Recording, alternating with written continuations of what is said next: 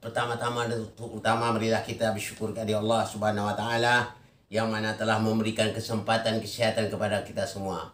Dan tak lupa juga selawat piring salam kepada junjungan kita Nabi besar Muhammad sallallahu alaihi wasallam. Allahumma sholli ala Muhammad wa ali Muhammad. Allahumma sholli ala Muhammad wa ali Muhammad.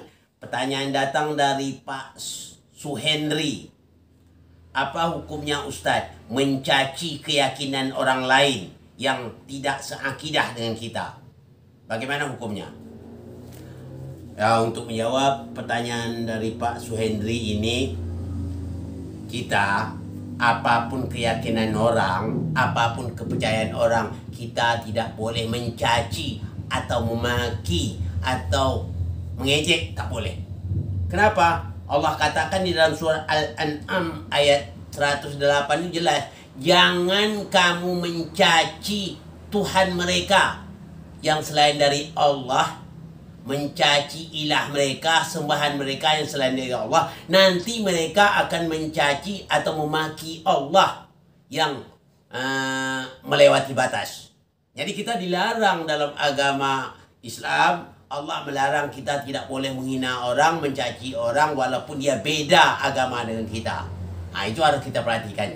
Jadi kita selaku umat Islam, ya, saya perhatikan umat Islam, kita harus punya tata cara lah kalau untuk dakwah. Bukan asal dakwah saja. Kelihatannya saya lihat sekarang bagaikan apa?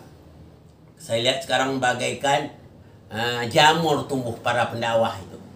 Ya, kalau retorikanya oke, ya, kadang-kadang kurang lagi ditambahnya dengan dibumbu dengan lawak, maka terpingkal-pingkal orang ketawa.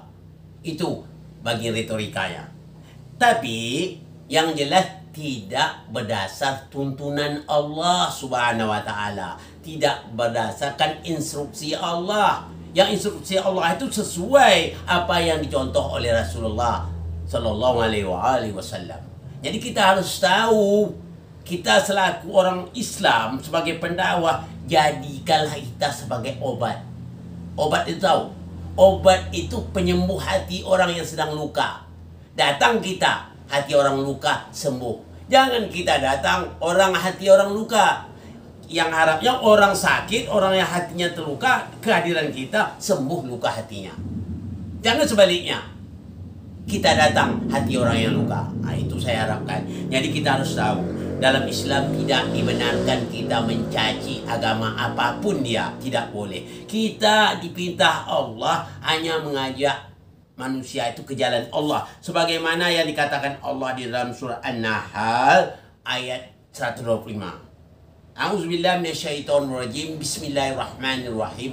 Ud'u ila sabili rabbika bil hikmati wal mau'izati hasanah. Apa kata Allah? Serulah manusia, ajaklah mereka ke jalan Allah dengan hikmah. Hikmah itu apa ya? Yang masuk hikmah. Hikmah ini bukan kebijaksanaan menurut kita, tidak. Hikmah itu berdasar tuntunan Allah dan Rasulnya. Itu yang hikmah. Wal mau'izati hasanah. Pengajaran yang baik. Kita sampai dengan baik, kita rangkul dia, kita ajak dia, bukan mengejek ya, mengajak. Kita seru dia ke arah Allah, kita menyeru ke arah Allah, bukan ke arah pribadi kita, bukan ke arah mazhab kita, bukan ke arah jemaah kita, enggak. Kita menyeru manusia itu ke jalan Allah, sesuailah apa sebagaimana yang diperintahkan Allah lewat Rasulnya. Begitu. Jangan menurut pendapat kita. Nah, saya lihat di sini sekarang yang para mubalik kita itu kalau berretorika luar biasa lah ya. Luar biasa. Tapi itulah sayangnya. Seharusnya retorika itu sesuai dengan tuntunan Allah. Baru oke. Kadang-kadang retorika oke. Retorika, tapi di bidang tuntunan itu yang jauh. No. Nah, itu yang paling berbahaya sekali. Kita seharusnya tak seperti itu. Ya. Marilah kita sama-sama membina umat ini. Jadilah kita sebagai rahmat bagi semesta alam. Jangan untuk melaknat semesta alam. Nampak kalau mau benci orang, mencaci orang, itu bukan rahmat namanya. Ya, lawan dari rahmat apa? Lawan rahmat, laknat, nanti melaknat orang. Tangan seperti itu. Kita umat Nabi Muhammad, ikutilah Nabi Muhammad. Ya, ikut Nabi Muhammad.